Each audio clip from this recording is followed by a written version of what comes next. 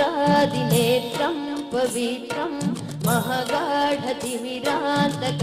सौरगातं महाकान्तिबीजं महादिव्यतेजं भवने समेतं भजे मञ्जुनाथो